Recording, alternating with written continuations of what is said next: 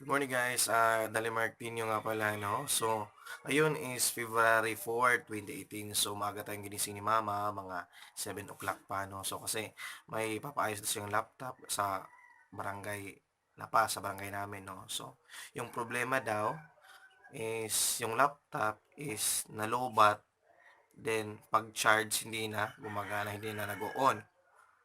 So, I think ang problema is yung static electricity lang ng pagkalobat. So, ang gagawin natin is, we're going to try to fix this, no? So, yung laptop nga pala is nandito na. Ayun ni Mama. Ito yung Dell. So, Dell yung laptop nila. So, we're going to fix this, no? So, I think madali lang to. Ito yung Dell laptop nila. So, try to fix natin, no? Okay, guys, ito po yung laptop, no? So, ang gagawin natin is close muna natin to. Then, i-flip natin siya. So, doon tayo sa likod.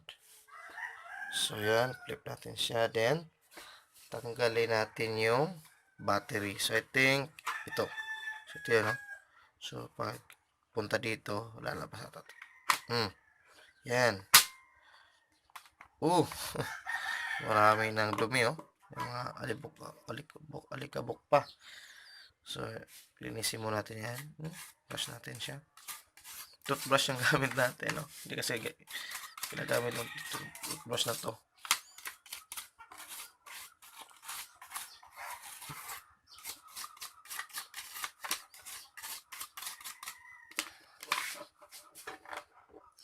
Tapos guys, make sure na hindi nakasaksak pa yung charger.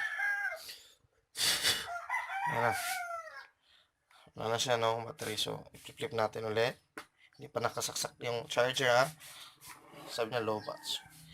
Ngayon, gagawin natin dito natin yung charger. Ito. Ayan.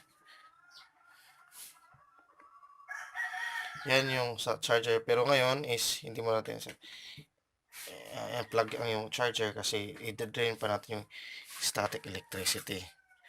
So, open. So, charger nandito. So, hindi pa nakasaksak. Hindi pa naka-plug. So, ang gagawin natin is i-drain ang static electricity. So, anong gagawin natin? So, pipindutin natin to mga 30 seconds itong power button. So, press natin. 1, 2, 3, 4, 5, 6, 7, 8, 9, 10, 11, 12, 13, 14, 15, 16, 17, 18, 19, 20. So, 20, 31, 22, 23, 24, 25, 26, 27, 9, 30. So, 30 seconds na. So, saksak natin siya. Then, saksak natin yung charger.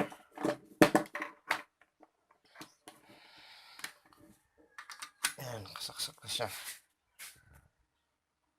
So, ang gagawin natin is i-try natin pag-on. Try natin kung on. Uy, nag-on na siya. Okay guys, so alam natin na gumagana siya. So ngayon, ibabalik na natin yung battery niya. So, pinatay ko na yung proper shutdown na siya. Then, tinanggal ko yung battery na. So, ito. Ibabalik ko na yung battery natin ito. So, pagbalik nito. Ayan.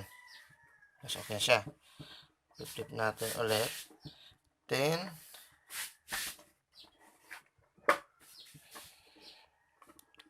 charge natin kasi sabi ng mama, low bat na siya. Ayan. Then, open natin siya. Ayan. Open natin. So, on natin siya. Ayan. Okay na siya. Silang kadali yung pag-on ng laptop, no? So, ito na, tingnan nyo. Gumagana na siya. So, yun na. Hanggang sa susunod na video natin. So, see you guys.